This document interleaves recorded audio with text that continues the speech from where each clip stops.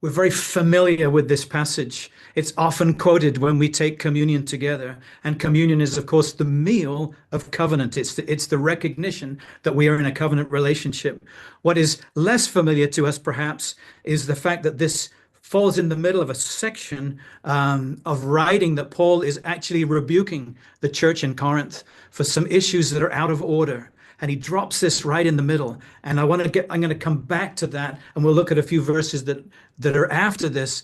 And so we'll see the significance of what Paul is talking about. But what I want to say is the reference that he's making here is of the Last Supper. We know that was the last evening that Jesus spent with the disciples right before he was betrayed later that night. And in the Last Supper, there are three things going on simultaneously.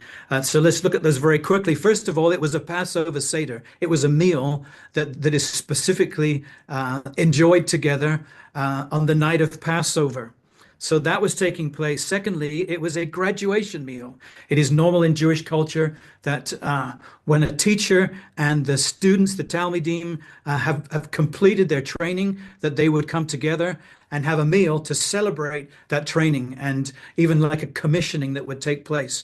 And thirdly, and I believe most importantly, is that this was an invitation into covenant. There was actually a betrothal ceremony taking place in the midst of this. And if you look carefully at the language of the Last Supper, you'll find that it actually is very much a reference to betrothal, very deliberately.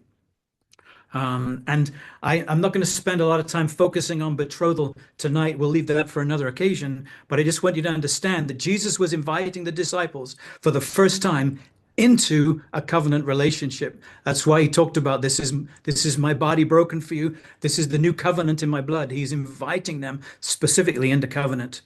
And so for the sake of understanding that, I want to go to Genesis 15.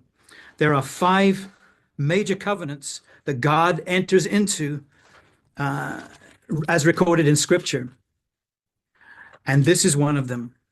Let me just tell you quickly what the 5 are. First is the Noahic covenant, where God enters into covenant with Noah, which is actually a covenant for all of mankind.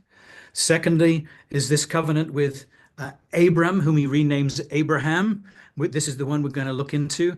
And then he enters into a covenant with Moses at Mount Sinai for all of Israel. And then he enters into a covenant with David, specifically regarding King David, regarding his family line and reigning. There's some significance to that we're not going to touch on today. And then finally, the new covenant that Yeshua enters into for our benefits, so that the gospel would go to the ends of the earth. So we're just going to take a look at this number 2, if you will, on that list. And that is the covenant that God enters into with Abraham.